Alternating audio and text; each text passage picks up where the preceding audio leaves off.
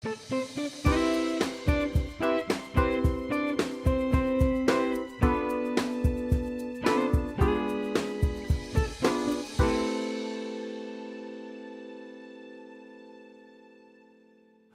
I should mention that about 10, 12 years ago, I became the head of the local history division at the Rundle Library downtown. And at the time, someone walked in and gave us a whole set of wall of Civil War book records and histories. And I thought, 150th anniversary is coming up, and maybe we should have a specific area to research Civil War, because a lot of people are going to be interested in it, and so it has happened. So there's a whole lot of Civil War reference materials that are available at the Rundle Library downtown. There's some here at Penfield. I saw that they got out some of the research books for people to check out, and there's some interesting displays across the way in the other area. So the important thing to remember is there's not just one place to look, and regardless of what Ancestry.com says, it isn't just you type something in the internet and you find it.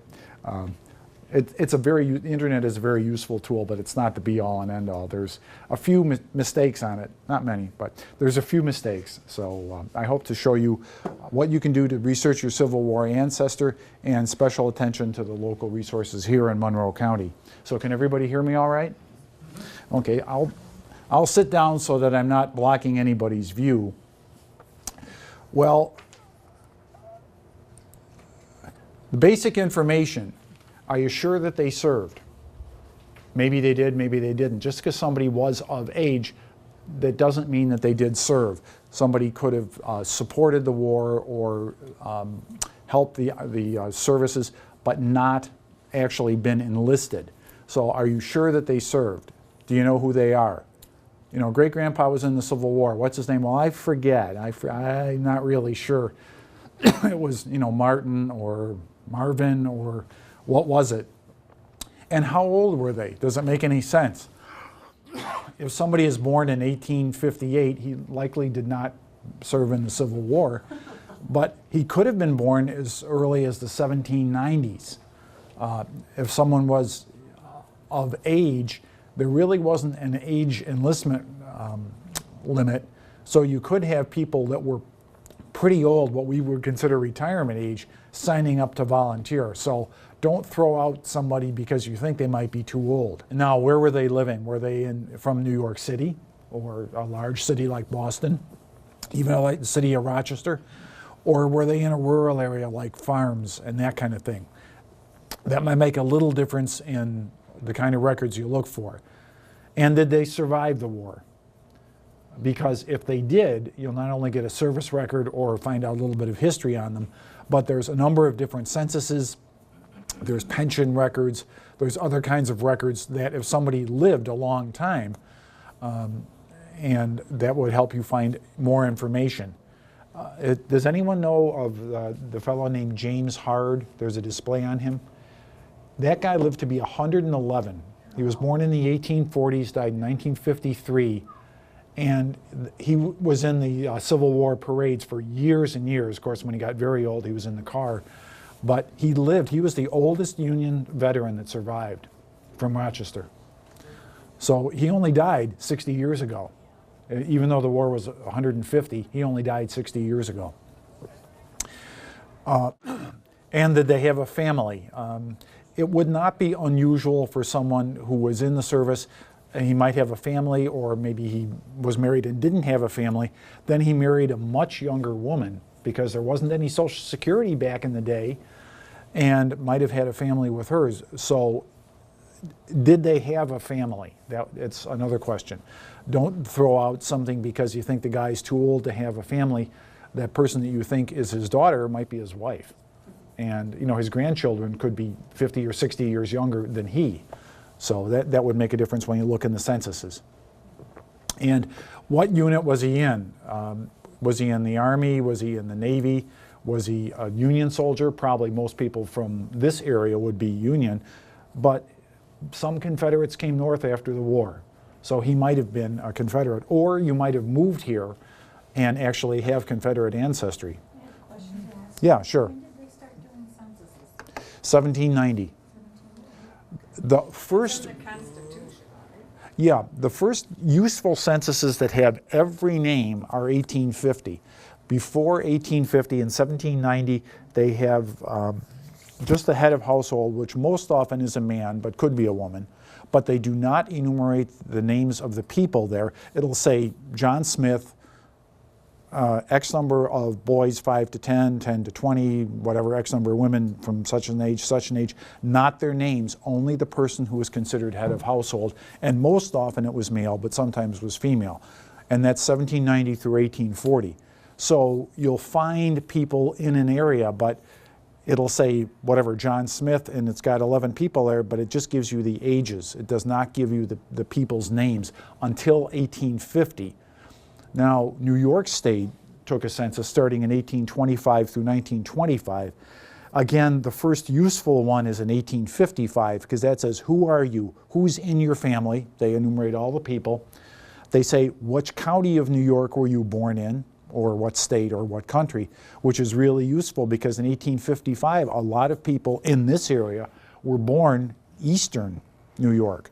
You'll see someone's born in Ulster County, someone's born in Albany, somebody's born in Onondaga, then the last couple of kids are born in Monroe.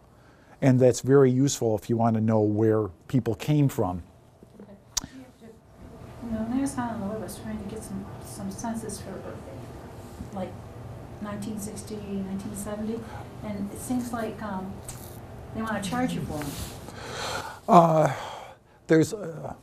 Okay, all the censuses from 1790 through 1940, that's the last one that can legally be released, is 1940, because the government holds it back 72 years. Why? Take it up with the president. Government work. Anyway, 72 years they hold it back. So the latest one you can see is 1940, so there still could be some Civil War veterans alive. They'd be very aged, but they still could be alive. You can pay to see it at Ancestor or Heritage Quest. You can get free Heritage Quest if you have a Monroe County library card. Doesn't have to be from Penfield, can be anywhere from Monroe County, and you can get that at home. You can get a lot of the censuses for free on Family Search. That's the LDS, the Family History, the Mormon site. You don't have to register, you can go on there and look at the census. And Ancestry is free in 7 or 8 libraries. Not every library in Monroe County has it, but 7 or 8 do for free. You have to come in and use it. Heritage Quest you can use from home, that's the deal. Ancestry you have to use in the library, so you got to be there during open hours. But you can easily get censuses without paying for them, either at home or in a library, all the censuses that are available.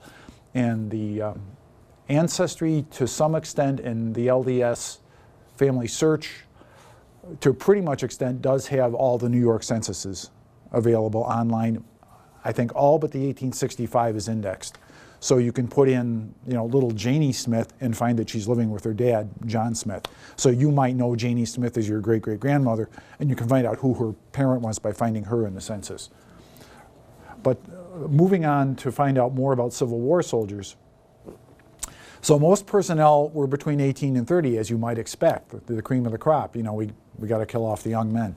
So, however, they could have been as young as 10. A guy could have been a water boy or a flag bearer or a drummer boy, something like that.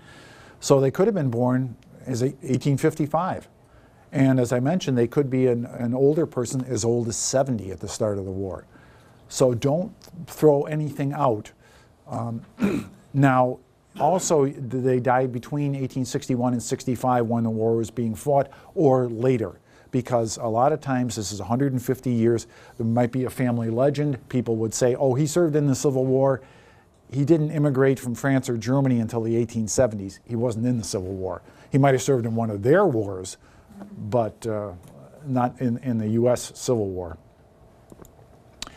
So, useful resources for finding are things like the censuses. I have mentioned those, especially 1865 state and the 1890 federal. I'll get a little bit more about that shortly. You can look in service records. Some of them have been compiled and printed. Some of them are available for free online. God bless Google Books. There's a number of different sources of finding these records. I do put some of the titles that you can use to find these places in the bibliography that you picked up. because this presentation would last 3 or 4 days if we went into depth. There are a number of regimental histories. A lot of times people would say, oh, not that we had fun in the war, but you know, we've got to write down what we did and get the people while they're still alive. So a lot of regimental histories were written right after the war or in the early 1870s, and those still exist. They have been reprinted or maybe on microfilm, that kind of thing. But there are regimental histories which can go into great detail about just the average soldier, not the colonels and the generals. They just, you know, Joe Schmo, who was in the cavalry. And there's little stories. There might be a picture of them. Of course, there might not be a actual photograph. That was invented about 1840. Most of the ones that I've seen in regimental histories that were written in the late 1800s are woodcuts, that kind of thing. There's not really a photograph, but you might find out more information about the person who served.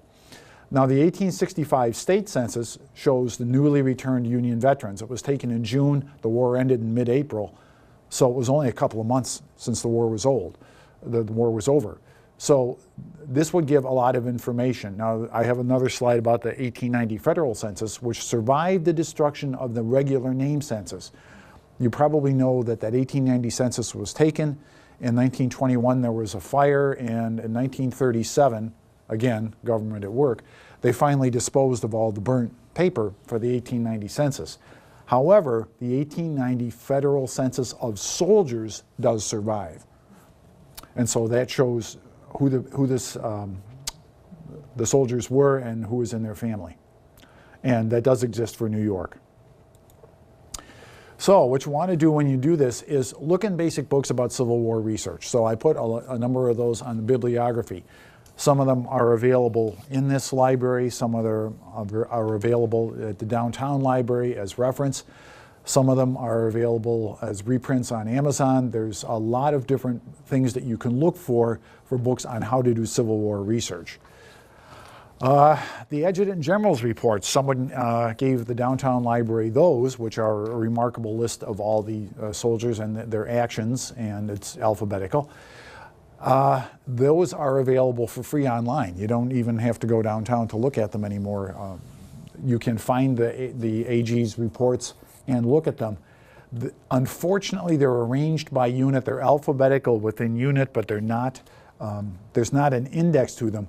Fortunately, one of the people, I think the name is Richard Wilt, made an index, an A to Z index of the people that are in those New York Adjutant General's reports. And you can look up your fella and see, is he in there?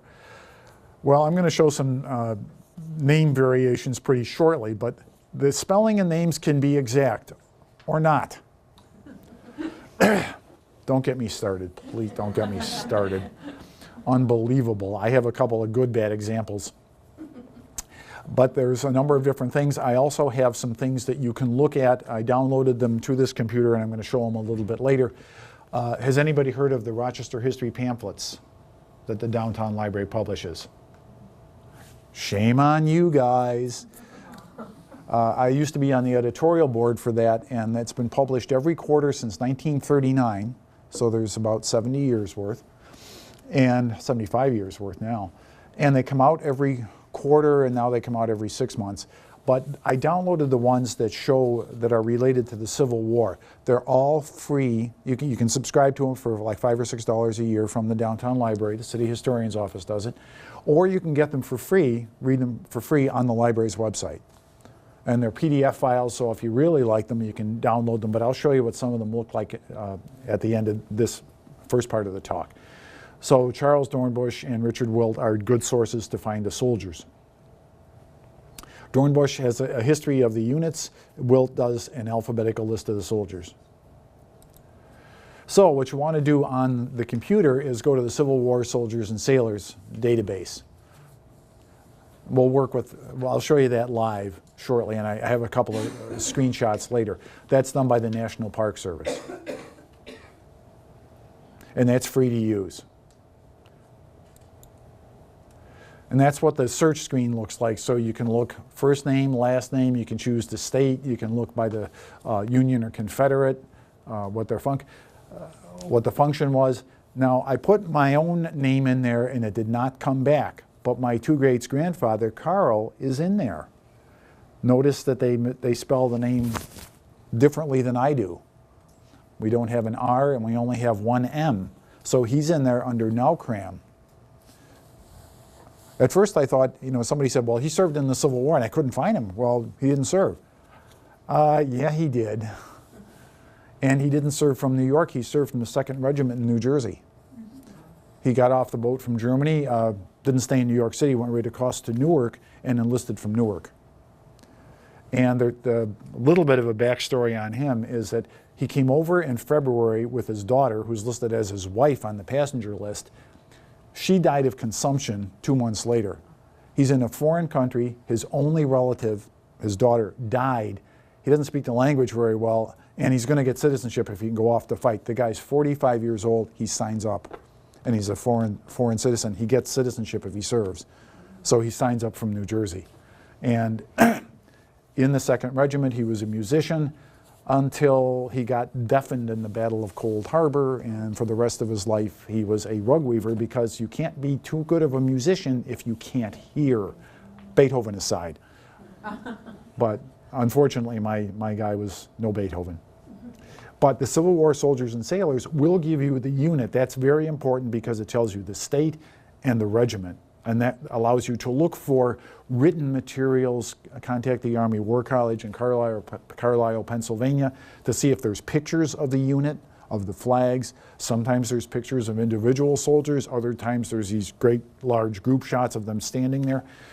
But there's the Army War College in Carlisle, Pennsylvania is a good place to contact. Get the pension papers, if they exist. If they filed for a pension, they could be very useful. Now, I put this slide in because back in the 70s, I got 5 or 6 pages of this Carl's pension papers.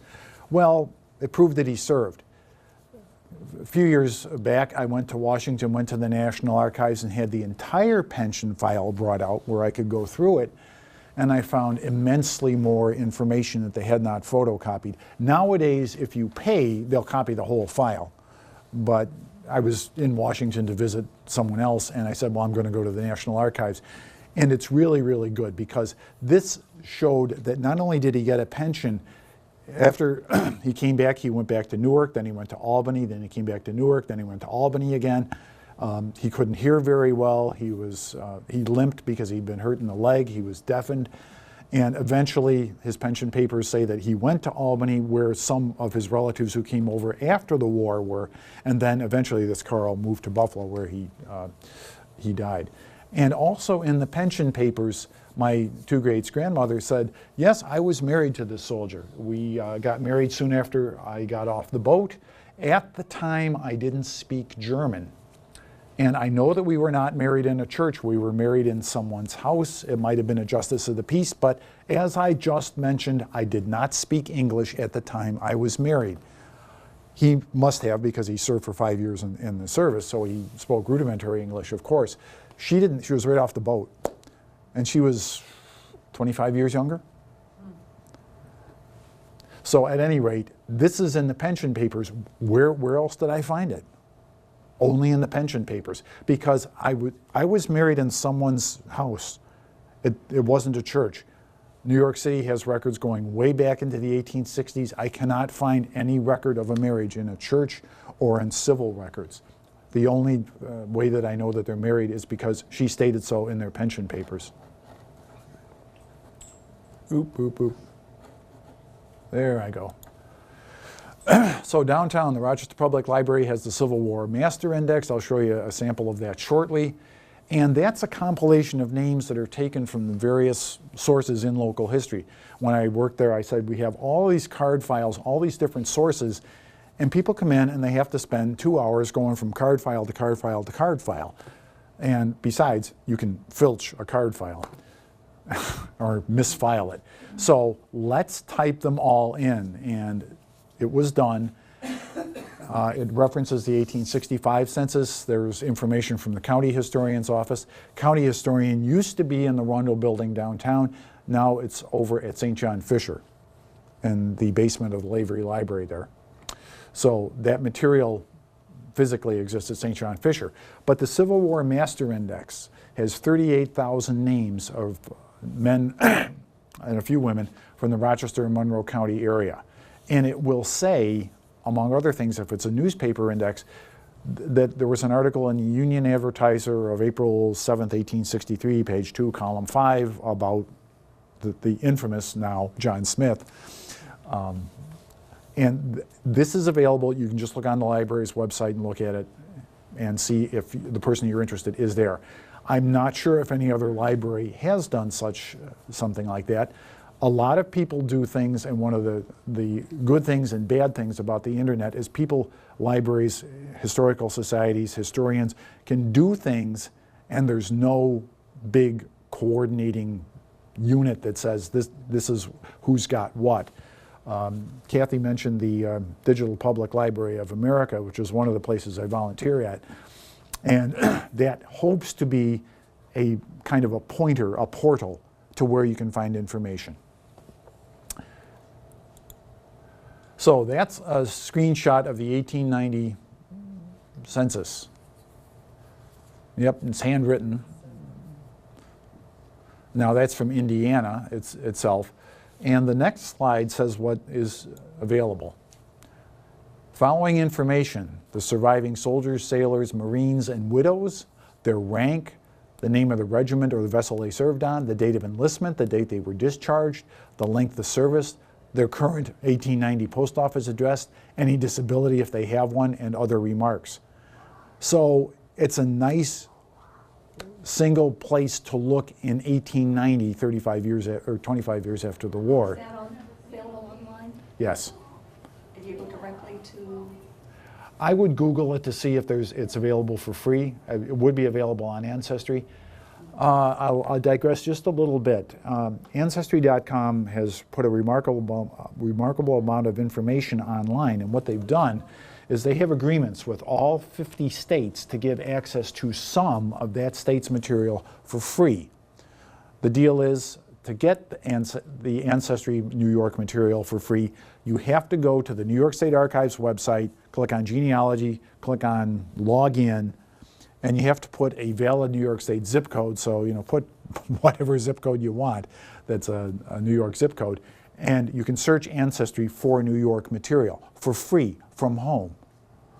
And they have deals with all 50 states. Now that's pretty clear on the New York State Archives. I gave a variation on this talk out in California during the winter, and they do have the same thing for California. But nowhere on the California State Archives or California State Library does it say that. I was talking on the phone with the man from Ancestry, and he said, we don't know, we went to all this bother and trouble to set this up, and they don't advertise it, but New York does. You have to go in through the New York State Archives website. And if we have time, I'll be glad to show you how to do that. So, creative spellings. Well, like I mentioned, there's Karl Naukam. It gets worse. It gets a lot worse. Like this. That's my mom's side. And you make fun of the name, I'm going to pound you. So that's my mother's name. Yeah, look how they misspelled it, the first one there, and then they render it as, but you see what it is. It gives a little summation of his service, and also born as Peter Krutwatz, his name was actually Philip. You put in something, even that one up on top there, Krautwurst, they put two O's where the two U's should have been. So you have to be creative. And this particular Philip just has one L. Sometimes they have two, sometimes they have two P's at the end. So never discount it. But this is an example of how you can get led down the wrong road. This is a pretty distinctive name, but if it's Miller or Smith, or is it Schmidt, if he's German, or is it Smythe, or is it Smith with an E? So Yeah. are you saying you have to try all different spellings? Yes. You have to say, did you mean this? Like Google them? Yeah, absolutely, absolutely. I cannot count the times that I've been looking for something in an online database, and I will put the first name and an approximate age in a small town, My favorite story about this is I was looking for a guy from Lithuania who was in his 20s in the small city in Pennsylvania. And so, forget it. Lithuanian is a language, and, nice place, nice country, but it's a language in dire need of vowels.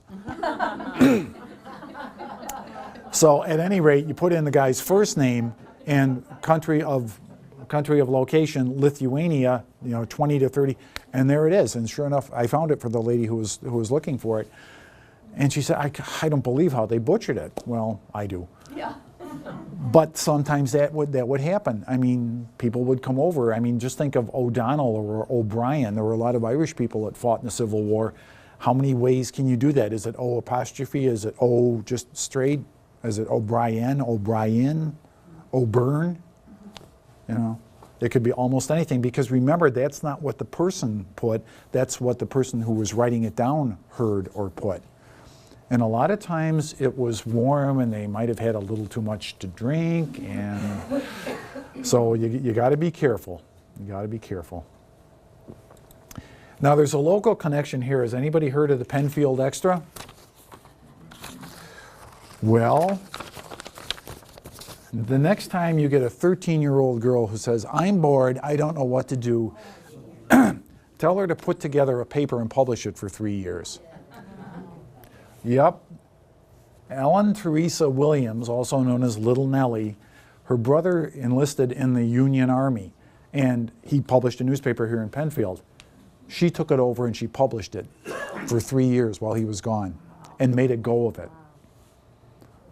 And all of the issues that survive are available on the Downtown Library's website. I came upon it there and I said, boy, this is great. We gotta have this. So you see it across the top there, it says Central Library, Rochester, Monroe County Historic Newspapers Collection. And since it's digitized, when you look at it, you can use Adobe Reader to search through it for any particular titles.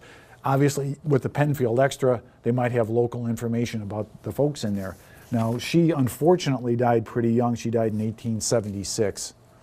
So there's a very long article in the Crooked Lake Review of June 1992, which is available for free online. And it's a great story about her and how the paper was put together. Of course, probably young, and it says there in the lower left corner, a little lass of 13 summers who was the sole editress and compositor and probably the youngest publisher and editress in the world. So like I say, the next time somebody looks up from their iPhone and says, I'm bored, publish a paper.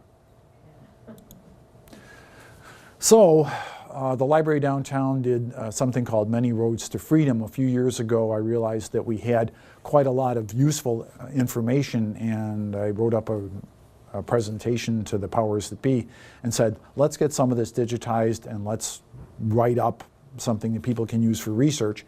And so that Many Roads to Freedom has won a number of awards at the National Underground Railroad Network to Freedom. Lets the library use their badge on the website because it's that good. And I can show you that at the end of the talky part of this presentation. So town historians might also have data. I know that Kathy mentioned that the Rochester Genealogy Society Church Records Preservation Committee has done a lot of church records for Monroe County, 150,000 pages. Some of them are in Penfield.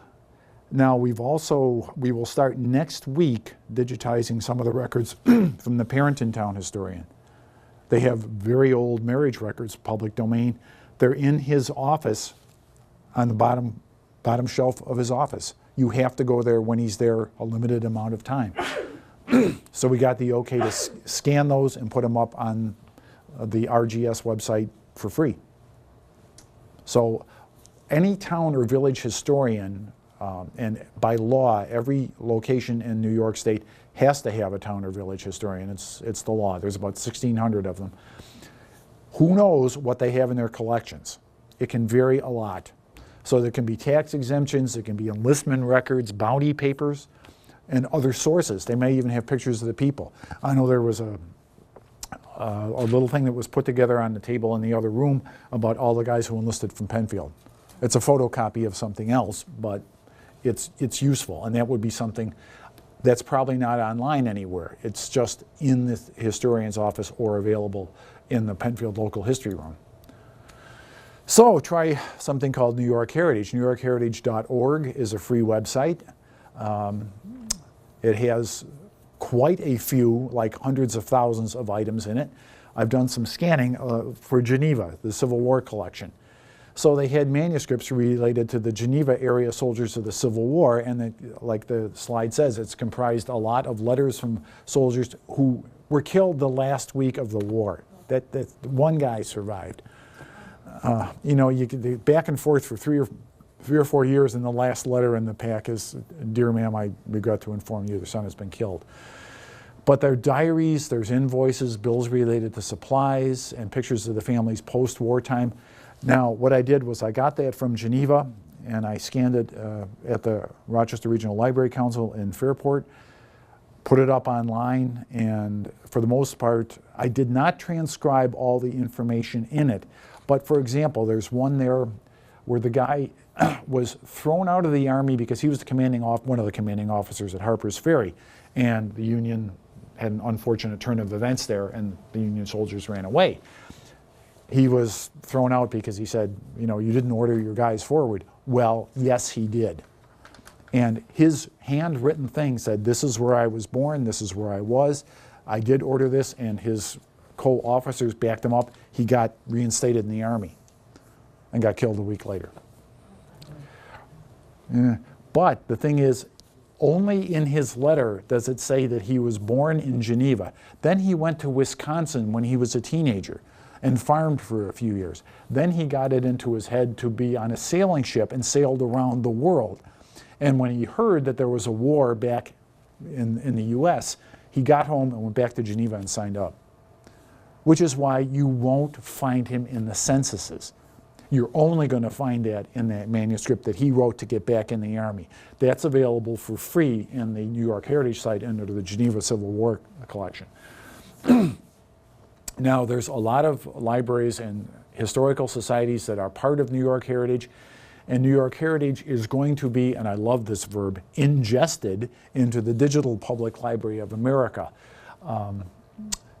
You will be able to access, at this point, over 7 million items. They are not in the DPLA.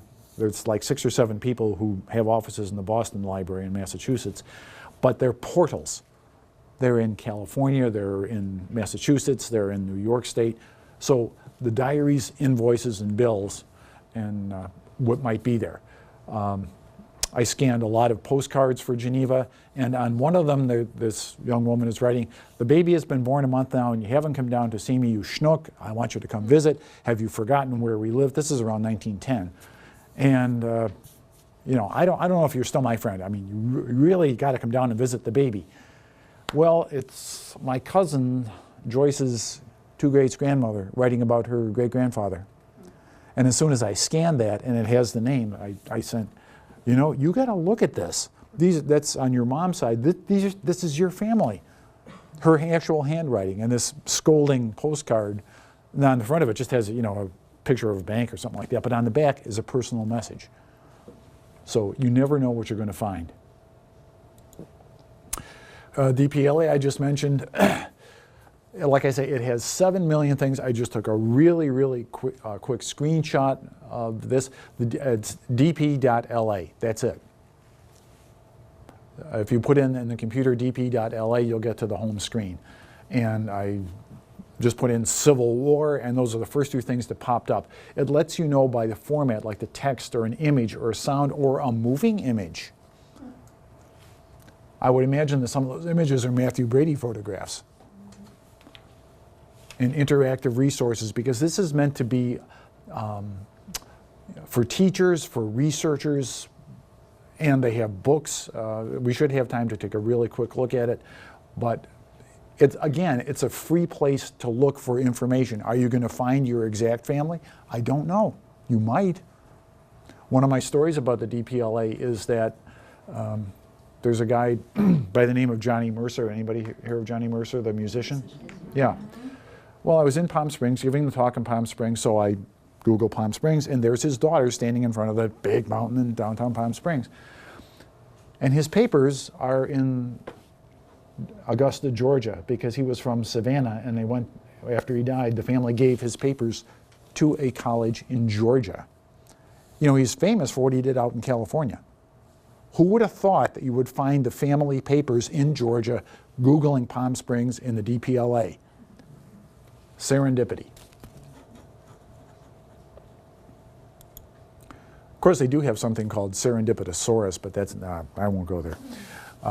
So my direct ancestor is Carl from Germany. Simple, right? Right. Not really. There's another variation. Now they got a T in there. So if you put an exact name, you're not going to get it. That's one source, and then the next one, it's another source, shows pretty much the same thing, but it's a different source. If you just put in like Carl N-A-U, would it have given you back a longer word? Each place is different. Sometimes you can do that. Ancestry and Family Search will give you the first few, you can put in the first few letters and it will do that. Heritage Quest, if you put in a couple of letters, it will search only that. Like if you put in a name that begins with B-O, it'll search for Bo. That's it. Okay. And some of them you can put in an asterisk, a wild card, or a question mark. It's called a wild card, and it will extend it out. Some places do, some places don't. What website is this, were you on? There's two that look almost exactly the same. One is Fold 3, and the other one is Find a Soldier, something like that. It's in your handout. But they look almost exactly the same. Find a grave.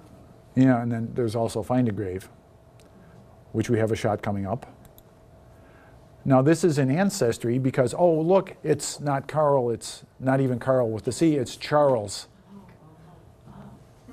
Except at the very same 1880 census, his nephew in Albany, the name is spelled N-O-W-C-O-M-E, as it would be phonetically. These are Dutchmen off the boat.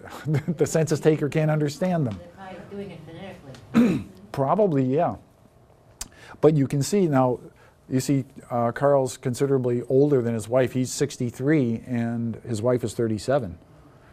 And they have 5 kids, by the way. So that's a shot from Ancestry, and like I said, you can get free access to Ancestry in some of the libraries, and I'm going to show you how to get access to it through the New York Archives. Now here's a shot of a pension application.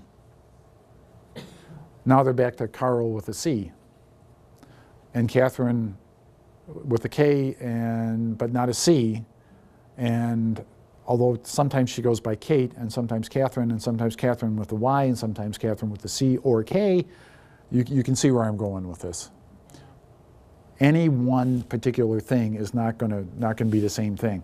Now, you can see the application numbers and certificate numbers.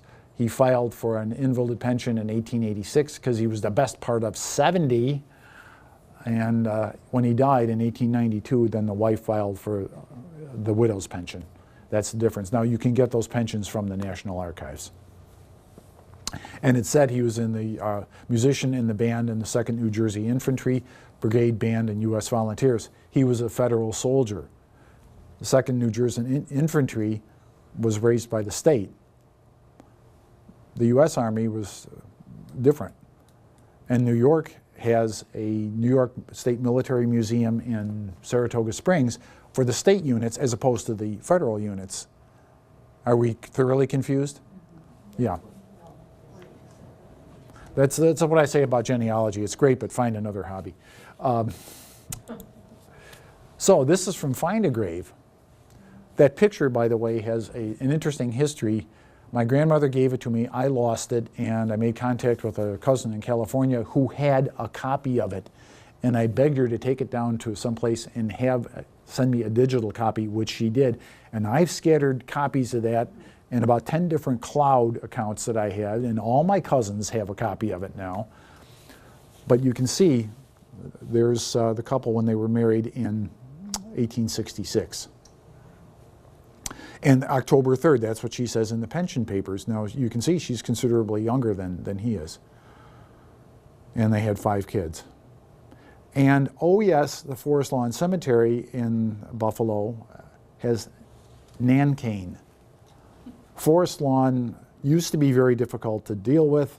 They're not anymore. They're putting up a $2 million building right across from Canisius College, and they're going to put their records digitized on the web, so you'll be able to search. But if I had known this before, and I gave it to my cousin who put it up. But what if I went in there looking for NAU in the records? It's under NAN. And I've seen the original NAN. It's very clearly printed NAN. It's not sloppy handwriting. It's bad. But that is in Find a Grave. So that's another place to look, because sometimes you'll find a lot more information. People will put the unit, they will put a lot of information they know on Find a Grave. And I think that's also available as an app for the phone and the iPad, those kind of things. So you don't necessarily have to have a computer. You can get access to Find a Grave a number of different ways. And even though I think Ancestry has bought them, they're still free. Oh, there's yet another place. So this, I believe, is from Fold 3, and it says, but they're indexed to the compiled service records of volunteer Union soldiers who served in organizations from the state of New Jersey, and there's the information on Fold 3. So if you want to see more, you have to sign up and pay. However, you can get Fold 3. I think you can get it at the downtown library. I know that you can get it at the family history libraries. There's one, the downtown library is a family history library. There's one on Westfall Road, there's one on Craig Road, there's one in Palmyra, there's one in Brockport. So you're fairly well served. If you go in through their portal site at the family history centers, you can get Find a Grave for nothing. So that's another place to look for information about the soldiers. And just to look at this, four different names, same guy. Oh, the second one in red there, they dropped the T and they put an extra R and a U. I should have been named Smith. I got to talk to my dad about this. Yeah. Oh, yeah, just unbelievable. Now, I mentioned that Rochester history. Bob Marcotte, who used to write for the Democrat and Chronicle, he did a wonderful thing about In Search of Julius Armbruster, who turns out was my co-worker's 2 great-grandfather. Her mother remembers seeing this Julius in his casket with all these medals on his chest when the mother was a little girl in the 30s. And Bob wrote about this, and it was my co-worker's 2 great-grandfather. But this is available for free. And I have a link to this. We tried to get the county library system signed up with Ancestry to do indexing. It didn't work, but those 3 are live, clickable, usable indexes. The Civil War Master List, the Census Index for 1855, and the roster of soldiers in the War of the Rebellion. That is a live link that I took that from. And I put that on your list in the handouts. So that's all I have as far as slides, but I'm going to show you a couple of things here on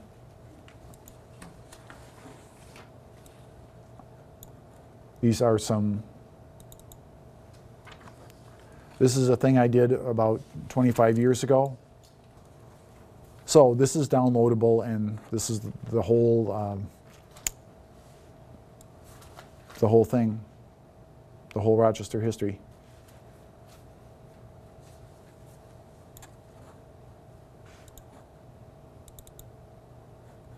Civil War draft in Rochester. Part 2,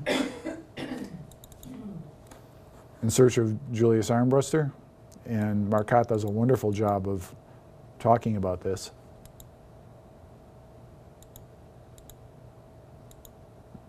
Richard Wilt, New York's in the Civil War, in his index. So these are free to look at. You just have to go to the library's website and look at them. Campgrounds of the Civil War, locally. New York State Fairgrounds at Rochester, 1862. Did you know there was a campground on the west side of the Genesee River, not too far from the South Wedge?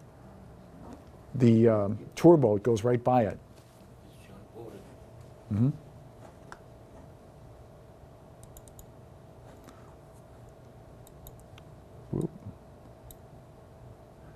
Marcotte's written a lot of these. Civil War Battle of Lieutenant Colonel Francis Edward Pierce. Yeah. His grave we found in California. Yeah, we found his grave at the Mm-hmm. San Francisco.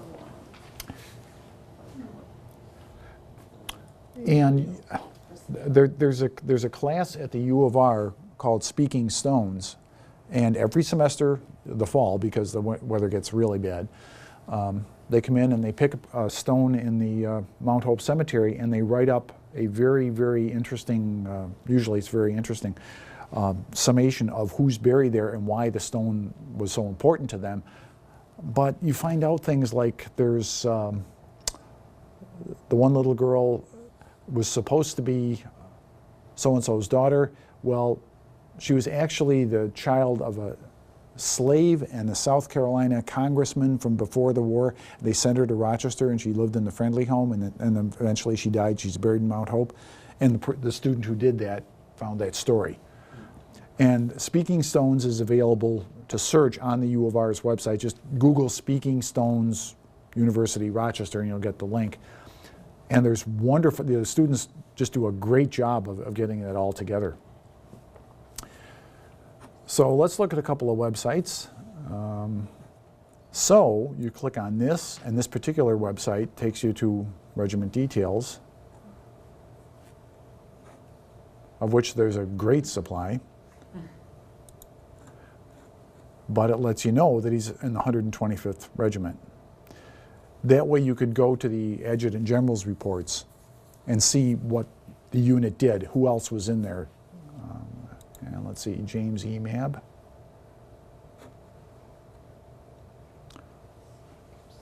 Okay, it doesn't give you a whole heck of a lot of information, but you're able to find that. It says he's a private. Mm-hmm. Mm-hmm. I mean, was that microfiche right there, film number? That's not National Archives microfilm roll. I would surmise that those have been digitized and they're available on either the National Archives website or on Ancestry.com.